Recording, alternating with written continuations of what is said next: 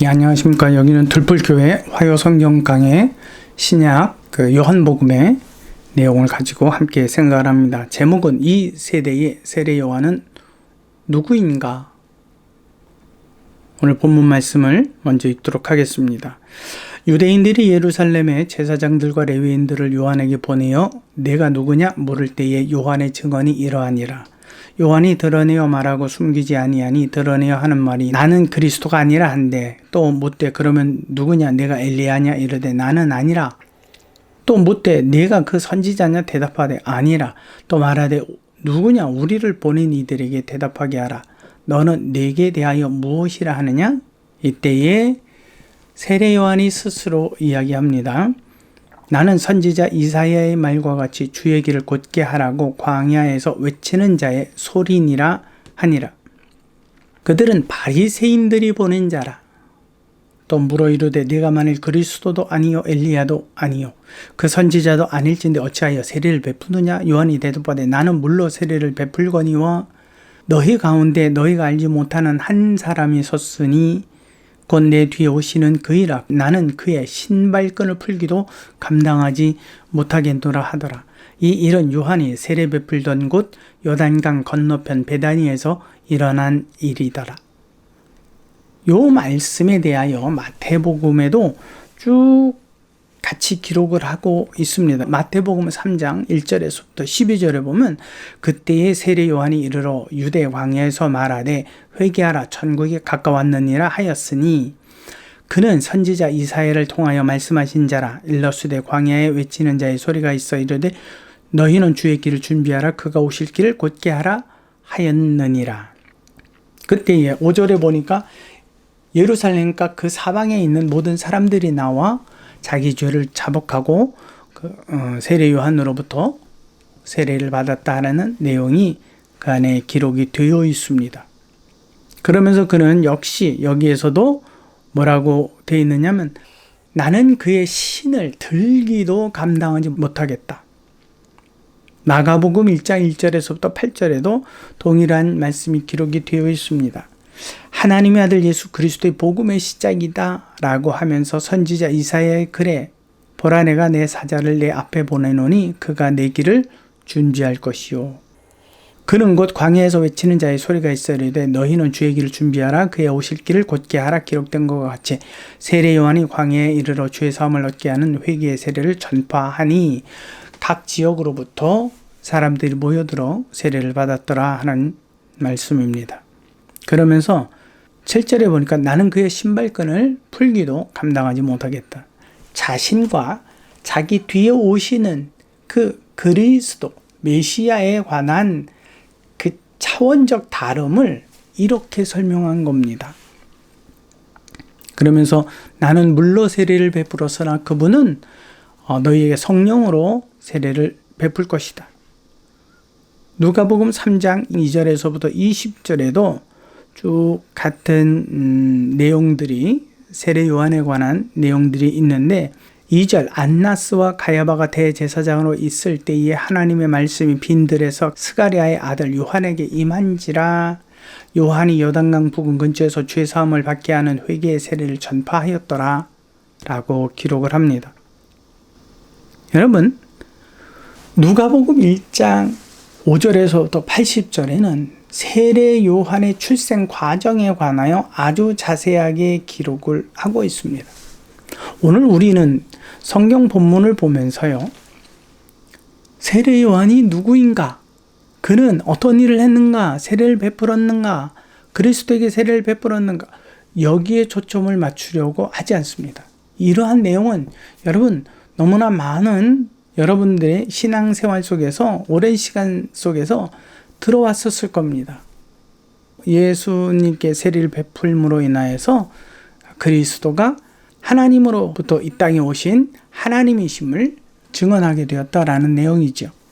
이것은 세례 요한의 사명입니다. 근데 예수님께서는 세례 요한에 대하여 뭐라고 말씀하셨느냐 하면 마태복음 11장 10절에서부터 15절에 보니까 기록된 바 보라 내가 내 사자를 내 앞에 보내노니 그가 내 길을 내 앞에서 준비하리라 하신 것이 이 사람의 대한 말씀이니라. 내가 진실로 너희에게 말하노니 여자가 낳은 자 중에 세례 요한보다 큰 이가 일어남이 없도다. 그러나 천국에서는 극히 작은 자라도 그보다 크니라. 세례 요한의 때부터 지금까지 천국은 침노를 당하나니 침노하는 자는 빼앗느니라. 모든 선지자와 율법이 예언한 것은 요한까지니 만일 너희가 즐겨받을진대 오리라 한 엘리야가 곧 이 사람이라 귀 있는 자는 들을지어다. 즉 이 말씀을 듣고 깨닫는 자는 그 말씀을 믿을지어다라고 말씀한 겁니다. 예수께서는 앞서 보내는 그 사람에 대하여 엘리야라고 표현을 했는데 세례 요한 자신은 나는 선지자 이사야의 글에 기록된 것 같이 광야에서 외치는 자의 소리일 뿐이다 라고 설명을 했습니다. 이사야서 40장 3절에서부터 5절 말씀을 제가 다시 한번 읽습니다. 외치는 자의 소리여 이르되 너희는 광야에서 여호와의 길을 예비하라. 사막에서 우리 하나님의 대로를 평탄하게 하라. 골짜기마다 도두어지며 산마다 언덕마다 낮아지고 고르지 아니한 곳이 평탄하게 되며 험한 곳이 평지가 될 것이요 여호와의 영광이 나타나고 모든 육체가 그것을 함께 보리라. 이는 여호와의 입이 말씀하였느니라. 나는 그냥 광야에서 그냥 외치는 소리라고, 선포되어지는 소리일 뿐이라고.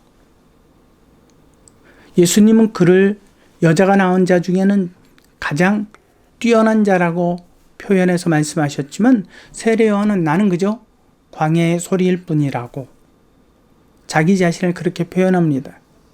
어떤 게 맞습니까? 둘 다 맞습니다. 단지 세례자 요한은 자신을 예수님과 비교하여 이처럼 겸손으로 자기를 드러내고 자기를 밝힌 것입니다.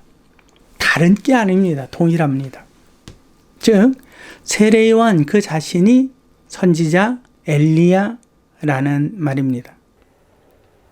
분명히 그의 사역은 주의 길을 앞선 자로서 그의 길을 평탄케 하고 오실 길을 예비하는 그의 사역이며 또한 그리스도를 이 땅 가운데에서 세례를 통하여 이분이 바로 예수 그리스도다. 하나님께서 보내신 하나님의 어린 양이다라고 하는 것을 드러내는 그 일이 그의 사명이었습니다. 그러면 우리는 이것을 볼 수 있습니다. 첫째, 세례 요한이 그의 사역을 통해 초림으로 오신 예수님을 사람의 역사 속에서 직접 드러내어 증언하는 일이다. 예수 그리스도, 초림하시는 예수 그리스도를 드러내는 일이다. 왜? 아무도 모르기 때문에 빛이요 말씀이요 하나님이요 생명으로 은혜와 진리가 충만하신 분으로 이 땅에 오셨지만 이 어두움 가운데 거하는 사망의 그늘에 앉은 이 모든 사람들은 깨닫지 못했기 때문에 그래서 하나님께서는 그를 깨닫게 하기 위하여 알게 하기 위하여 드러내시는 그 일에 세례자 요한을 세우신 겁니다. 우리는 오늘 여기서 이 말씀에서 한 가지를 조금 더 다른 각도에서 볼 필요가 있습니다. 그러면 성경에서 우리가 생각해야 되는 것은 예수님 당시에만 세례 요한이 필요했느냐라는 거지요. 즉, 제가 이렇게 말을 하는 이유는 그때 당시에만 세례 요한이 필요해서 성령께서 이걸 기록하게 하셨다면 그것은 그저 역사적 서술로 남겨지는 것이고 우리에게 주시는 아무런 교훈과 유익이 없는 겁니다. 그저 알게 하는 지식일 뿐입니다. 그 지식은 우리와 전혀 관계가 없을 수도 있습니다. 그 지식 그 자체로 남겨질 수도 있다라는 이야기입니다. 그러므로 이렇게 보게 된다면 세례 요한의 시대가 끝나버린 겁니다. 근데 세례 요한은 이미 구약으로부터 이어져 내려온 것이고 구약에 예언되어진 그가 신약에 등장한 것이지 않습니까? 그렇다면 우리는 이것을 조금 다른 각도로 생각해 볼 수 있어야 합니다. 즉, 초림을 예비한 세례 요한이 필요했듯이 이제 다시 오실 재림의 예수 그리스도를 이 땅에 드러낼 줄 또 다른 또 하나의 세례 요한이 필요하다라는 의미입니다. 성경은 이것을 우리에게 교훈으로 주기 위하여서 성령께서 이 내용을 기록한 겁니다. 예수 그리스도의 초림을 알리기 위하여 요단강가의 세례 요한이 필요했는데, 이것처럼 사실은 이 내용이 성경에는 빠져 있지요. 생략되어 있습니다. 이제 다시 오실 예수 그리스도의 길을 평탄하게 하고 또 그 길을 곧게 할 또 하나의 세례 요한이 필요한 세대다라고 말씀해 주고 있는 겁니다. 그럼 여기에서 덧붙여서 무슨 말씀을 더 하실까요? 누가 세례 요한으로 가겠느냐라는 성령 하나님의 물음이 덧붙여 있다라고 우리는 생각할 수 있습니다. 이 세대에 하나님께서는 또 한 사람의 세례 요한, 또 한 사람의 선지자 이사야, 또 한 사람의 선지자 엘리야를 찾고 부르십니다.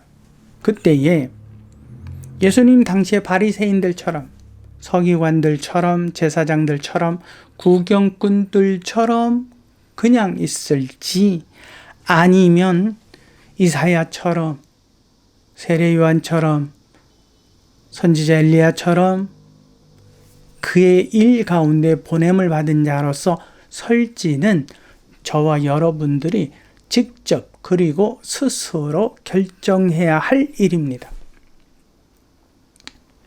성경은 이사야의 고백을 기록하지 않습니까? 이사야의 고백을 기록한 것은 바로 이때 이와 같은 성령의 부르심의 메시지에 대하여 주여 나를 보내소서라고 대답하기를 원하는 그분의 마음을 지금 이미 이사야 선지자를 통하여서 기록한 것입니다. 왜요? 그 고백이 없다면 지금에 와서 내가 뭐라고 대답을 해야 될지 모르잖아요. 그래서 선지자 이사야의 앞선 경험을 통해서 지금 이 시간에 또 하나의 하나님께서 이 세상을 향하여 보낼 선지자, 또 누가 있습니까? 제자, 사도, 그들을 찾고 계실 때에 주여 내가 여기 있나이다 나를 보내소서, 주여 말씀하옵소서 주의 종이 듣겠나이다 라는 사무엘 선지자의 그 대답을 우리는 구약을 통해서 하나님께 올려드릴 수가 있는 겁니다. 저는 오늘 이 화요 성경 공부를 통해 세례 요한의 기록을 왜 했는가? 그저 단순히 예수님 시대의 세례 요한이 예수님께 세례를 베풀므로 인류의 역사 가운데 하나님의 아들이 이 땅에 오시고 말씀이고 빛이고 생명이신 그분이 이 땅에 오셨음을, 그분의 공생애를 시작하는 그 시점을 알리는 척도가 되었음을 지금 우리에게 알려주려는 건가? 그렇다면 그건 뭐라고요? 그저 지식이라고요. 역사적 지식이라고요. 근데 그 우리도 우리의 역사를 통해서 옳고 그름의 역사를 통한 그 오늘날의 비판을 통해서 우리에게 교훈을 삼고 미래를 설계하게 하지 않습니까? 그처럼 그때 당시에 그 내용을 통해서 세례자 요한의 그 사건을 통해서 우리는 어떻게 해야 합니까?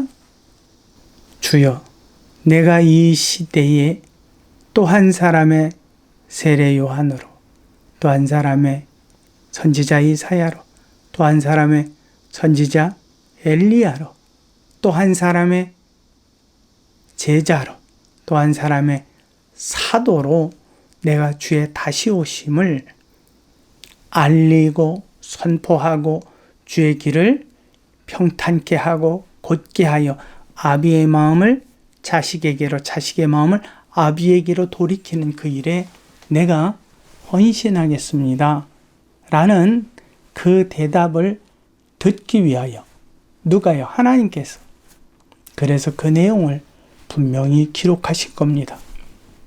저와 여러분들이 이 내용을 읽으면서 잠시 성경을 멈추고 주여 초림으로 오시는 예수님을 밝히 증거할 세례 요한이 필요했듯이 혹시 다시 오실 주님을 증거할 누군가가 필요하지 않으십니까? 그렇다면 주여, 내가 그곳에 그 사람이 되기를 원합니다.